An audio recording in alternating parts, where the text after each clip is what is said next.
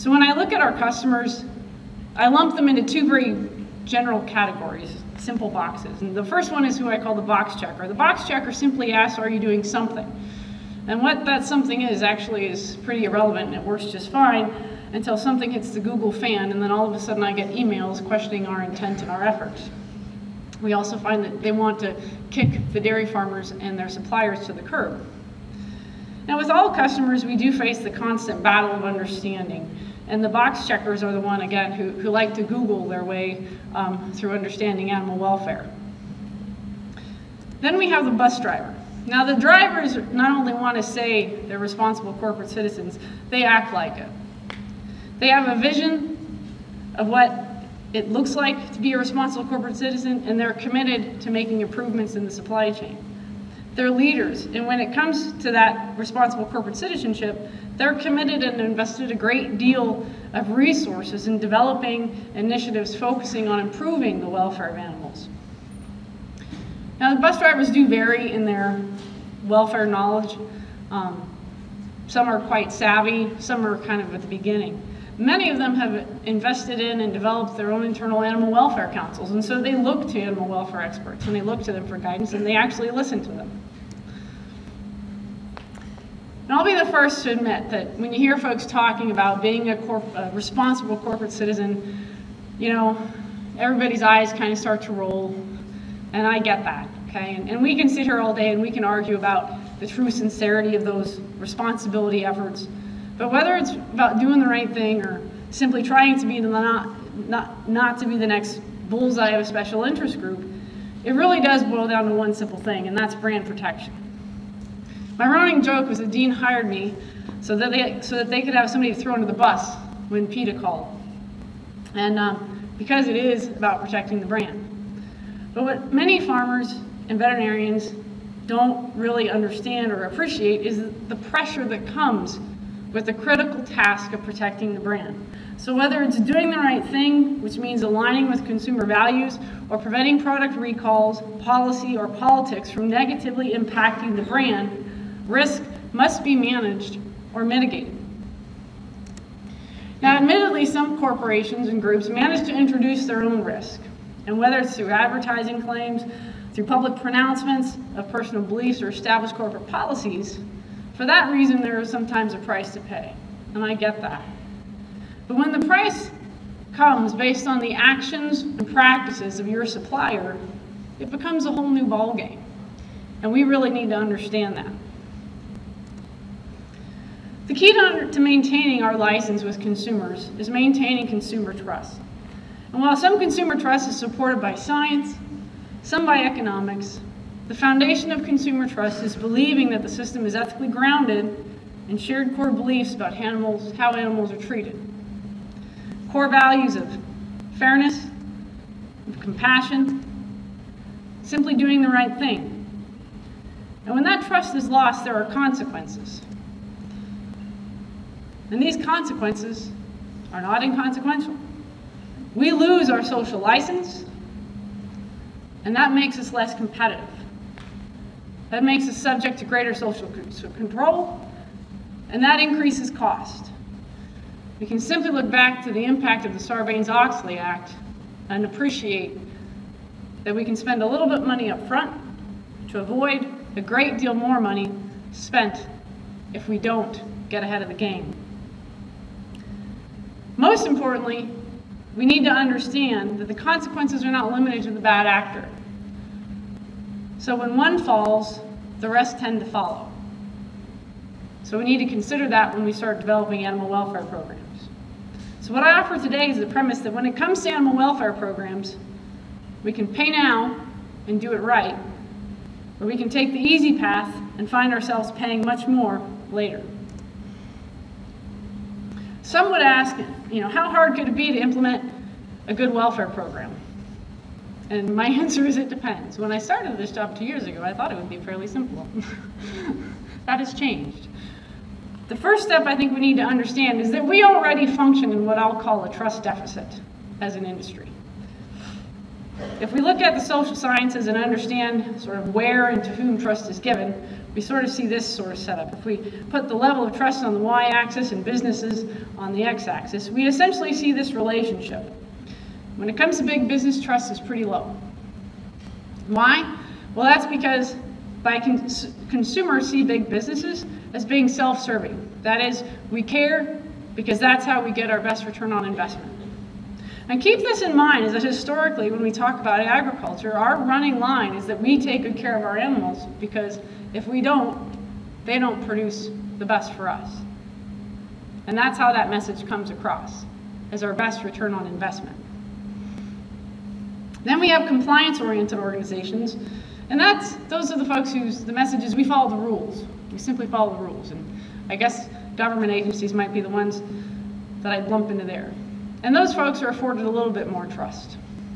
Along the way, I think there's an increasing number of what might be called not-for-profit only organizations. And a good example of those would be the folks at Tom's Shoes, who you pay $60 for a pair of little sandals that you can get for $5, but you pay $60 because you know that for every pair that you buy, they're going to give a pair to a child in need in some country across the world. And so those folks are gaining an ever-increasing level of trust in our social ethic. And then we have principle-driven organizations there at the end. These are seen by consumers as being worthy of social license. Why? And that is because they are perceived as having a shared value and ethic. Currently, agriculture has no voice in this arena. Some might offer that we have representatives like veterinarians whom are given a great deal of trust, but we must consider that if the profession is seen as functioning in this circle of big business, the best return on investment, rather than that principle-driven circle, we not only lose our credibility, we may lose our professional standing with the consumer community and lose that essential trust. We need to recognize that animal welfare and the acceptability of certain practices are not based on how common they are, how convenient they are, or even how scientifically valid they are. Because it is about more than science and more than economics. It is, as Bernie very well pointed out, it's fundamentally about ethics. And we have to reconcile this idea, because our ability to do so will determine our success at maintaining our social license and maintaining that public trust.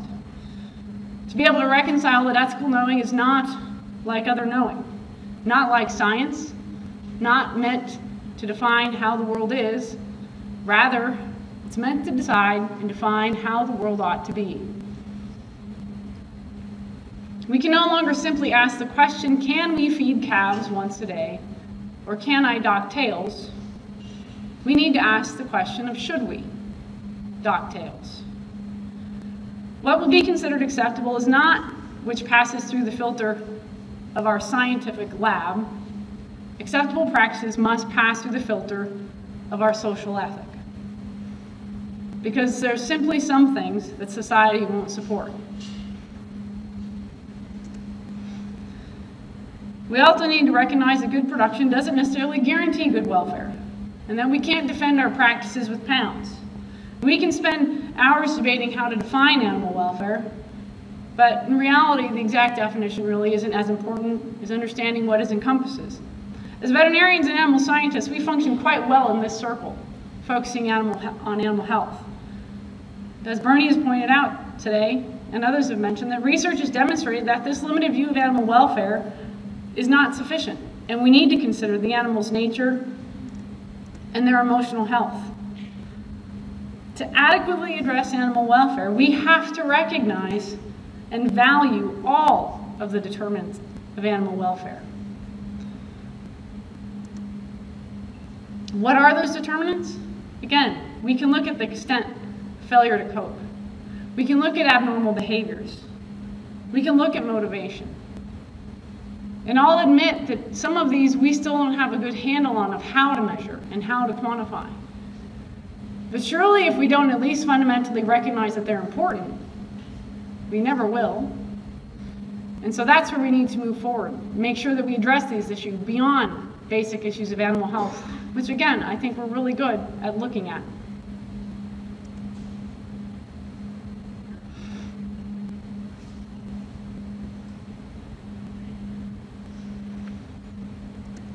Bernie had brought this little message up today, so I find it kind of funny. So just when I think we're kind of getting a handle on animal welfare, I read the very quote from Dave Warner. Okay? So our animals can't turn around for the 2.5 years that they're in stalls producing piglets. Just like Bernie said. He said, I don't know who asked the sow if she wanted to turn around, but the only real measure of their well-being we have is the number of piglets at birth, and that's at an all-time high. So when I read a statement like that, and I look at our profession, I look at animal science, I do have to wonder if we've been paying attention to what we really know and understand about animals and animal welfare and what's important. So let's see what the public thinks of us. Am I surprised that Purdue found in a consumer survey of over 1,000 people that HSUS was named the go-to expert on animal welfare? I don't know. My husband quickly pointed out that veterinarians weren't even on the pie chart, okay? And so as the eternal optimist, I noted that there was an other little piece of pie. And so I said, hey, we're in the other. Surely we're in the other. And so of the other, 215 people that selected other, 140 indicated that they either don't have a source that they go to or they did not seek information. So if we're lucky, the remaining 75 others were all veterinarians, all right? That would leave us at a whopping 7%. That's less than the state agencies, all right? So we're not looking so good. And then we tell ourselves, no, you're the expert. Don't worry about it. Animal scientists, veterinarians, you're the expert. So what does an animal welfare expert look like? What did we say back in 2008 after the Chino incident? We said that these images are characterized as deplorable. The MVMA executive said that if their allegations are confirmed, that we should have the strictest penalties, okay? Fantastic. It's so wonderful that the veterinary community and the animal science community doesn't condone these behaviors. What did we think people would expect us to say? It's what the public expects us to do that matters. They not only expect us to solve the problem, they expect that we wouldn't have even allowed it to happen in the first place. We've had a few years since then, so let's see how we're doing. After the 2011 video, the ABP condemned willful acts of abuse. We strongly promote humane care, and this situation cannot be tolerated. Okay? And more recently, here we all, it's like Chino all over again. 4 years later, but at least now we unequivocally condemn willful acts of abuse. Okay? That should fix it, right? So should we be surprised that the food service industry and grocery industries are trying to come up with programs on their own that address the issue? I don't think so. Not when all we have to offer is, you shouldn't have done that. Okay? It reminds me of this great Robin Williams comedy skit where he pokes fun at British police officers who aren't allowed to carry firearms. And he said, what do you do to a criminal? And he said, I guess you yell, stop! Or I'll yell, stop again. Okay? And that's what we seem to be doing. So while we like to stand up and say that those instances don't represent the average, this is what I found on an average day when I visited a slaughterhouse who handles cull dairy cattle. And they said, quite frankly, this is an average cull cow day. 2 out of 7 cows were down on arrival on the trailer. 2 fell down while stepping off the trailer. 1 more was so skinny and weak that she fell down while trying to navigate the system. All 5 were humanely handled and euthanized by the staff. They did a great job. But all 5 should have never been there in the first place. So while we yell stop, corporations that have a branded stake have begun to move the needle. Why? Because they understand the audience. How do we think our message is resonating with consumers and customers today? We condemn behaviors, sure, but what are we doing to prevent it? It's crucial that we understand that for today's consumer, transparency is so fundamental, it's almost become passé.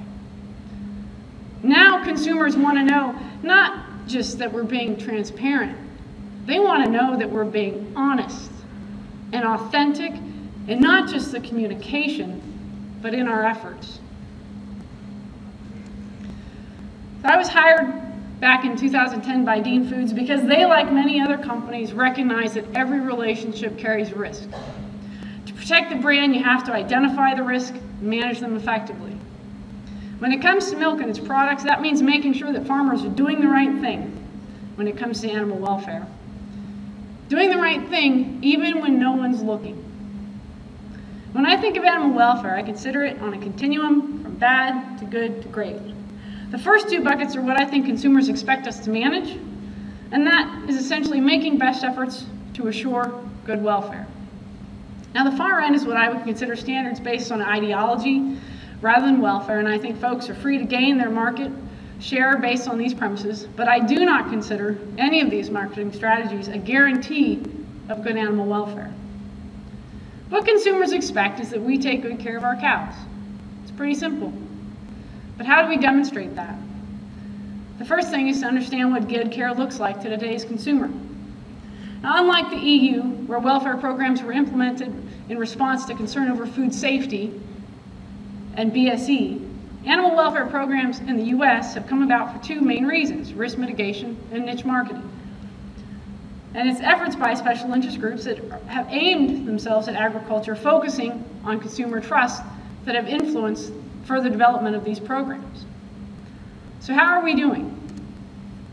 Today, animal welfare programs tend to focus on the process rather than the outcome. Many programs have created niche markets, making judgments on production systems driven by philosophy rather than focusing on the cow. A process-driven approach can work, and I think it's important for certain practices, such as tail docking and dehorning. And for that reason, we need to educate, and we need to develop best practice guidelines. We also need to develop the right outcome measures.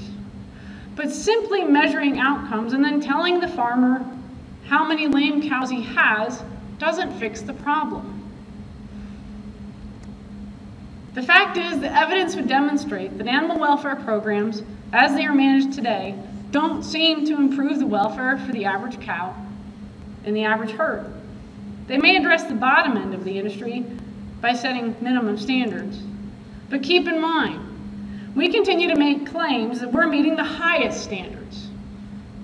This implies we not only address the bottom end, we have to make the average farm better.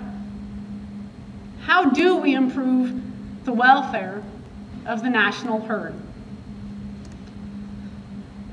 Well, I think it takes leadership. I talked a little bit about leadership when I got started. There are lots of programs out there, and I see lots of folks who like to check the animal welfare box. Does the self-reporting survey really amount to assuring animal welfare? Does a voluntary, unenforced assessment assure animal welfare? If I asked any of you today if you're doing a good job, how many of you would really be honest about the areas where you felt you were falling short? I visited with lots of dairy farmers, and I have yet to have one tell me that they don't feed colostrum to their bull calves. I want to believe that, I really do. But how do I prove it? Second, don't make promises you can't keep. Are we really setting the highest standards of animal care? Do we visit a farm and assess welfare to determine that, or if the cows are cared for properly? If we're going there to determine that they're cared for properly, it seems like we've already decided the outcome before we even got started. If we can assure consumers that we're meeting the guidelines, are we implying that there's no need for improvement and that everything is going fine? Well, current published figures would argue that we need to improve if we look at the NOMS data. The farm program currently says we should have less than 10% lame cows. National data would suggest that we have about 25 to 30%. So I'm not sure how we assure farmers are meeting the guidelines. So let's see what happens when folks call our bluff. Assurance. The Humane Society of the United States filed a legal complaint with the U.S. Securities and Exchange Commission asserting that Tyson Foods is making deceptive public statements related to animal well-being. Specifically, Tyson claims to audit its suppliers for conformance to the Pork PQA program, the Pork Quality Assurance Program, which is absolutely no mandated or enforceable animal welfare standards to conform to, making audits, meaningful audits under the program impossible. Simply put, animal welfare programs today have been designed to make consumers happy and the farmers happy. What can we do to make consumers feel good while not upsetting the farmer too much? Until a program puts the cow at the center of the conversation and allows the animal welfare experts to define what is or isn't important to the welfare of the cow, programs will be continued to be viewed as industry-driven, having no real teeth, at best not effective, and at worst not genuine. Next thing, don't tell me what you think I want to hear. This one drives me crazy because I get email messages all the time from our industry trade groups that give me handy little messaging tips if I'm ever asked by consumers about certain things. So when asked about dehorning of cattle, I'm supposed to say dehorning is a practice that's been used for decades to help reduce injury to cows and animal handlers. That's great. I can say that with a straight face. Cow horns can become dangerous weapons, blah, blah, blah. I'd agree. Dehorned cows are less aggressive and less dangerous to transport. I'm right there with you. How about this? Dehorning is typically conducted the first couple of weeks of calf being born. Well, if we look at the NOMS data, the average age of disbudding is 7.6 weeks, not a couple, and that makes it significantly more painful. For a cow with developed horns, dairy farmers and veterinarians follow best industry practices that work to ensure comfort and safety of the animal through sedation and anesthesia. Currently, less than 20% of the calves are provided pain relief for this procedure. Disbudding is a fairly simple procedure that doesn't require anesthesia. Research shows that at any age, it's painful, and at any age, calves benefit from pain relief. Lastly, the National Dairy Farm Program provides guidelines for safe and humane ways for cattle to be dishorned. Again, assurance. Sort of.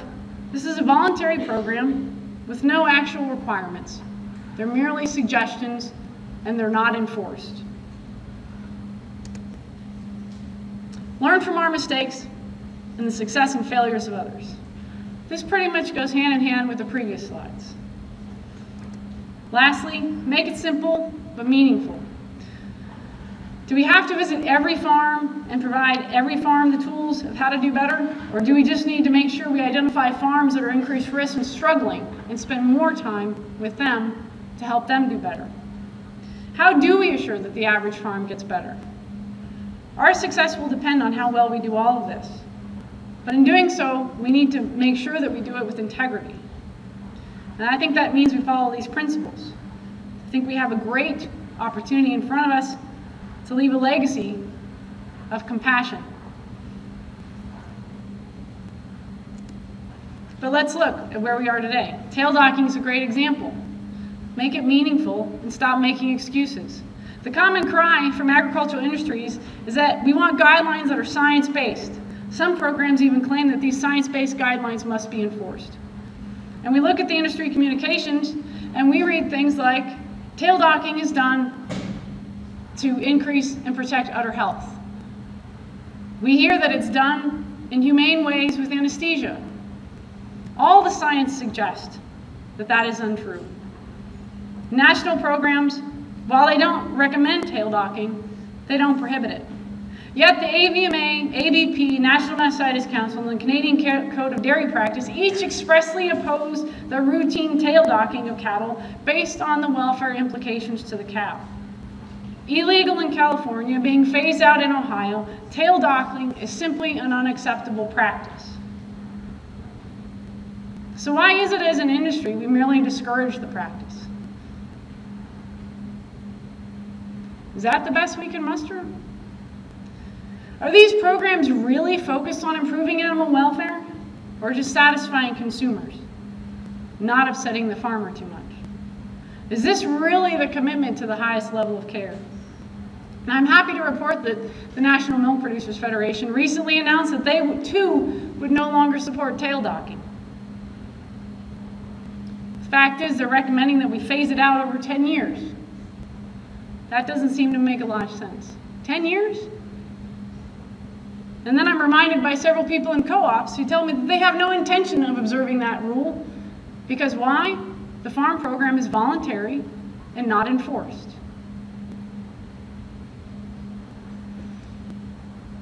When we get down to it from a corporate or industry perspective, these programs are developed as means of risk mitigation, because it's no longer enough to simply do the right thing.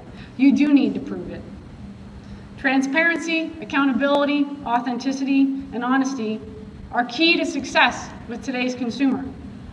And it has a significant impact on how these programs that were previously viewed as corporate responsibility have the potential to become a liability.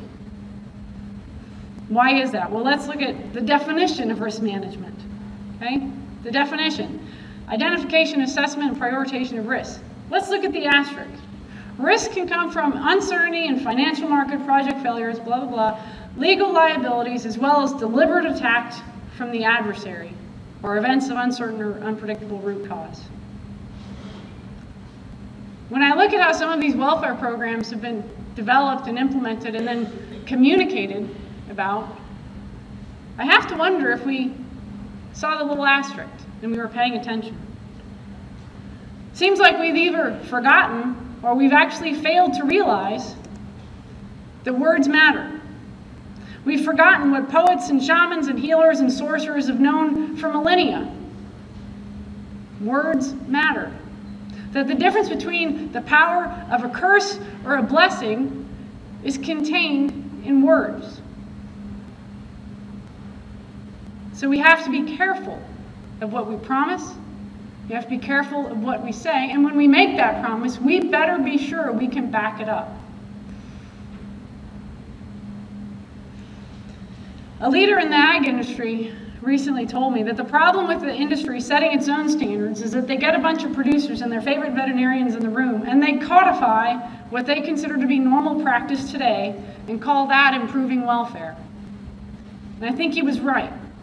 That's not improving welfare or solving the problem.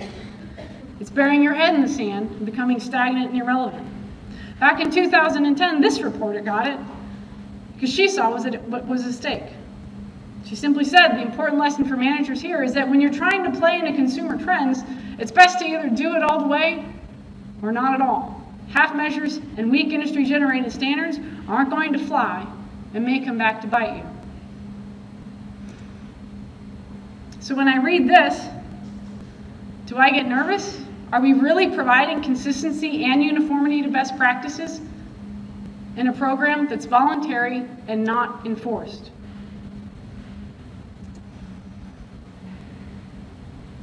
Then I read this, and let's be clear, the third-party verification under the farm program does one and one thing only, and that is to verify whether or not the information gathered was accurate. Compliance to any of the guidelines is not required for participation. So this, without doubt, is a misrepresentation. And again, when consumers see this, we lose trust.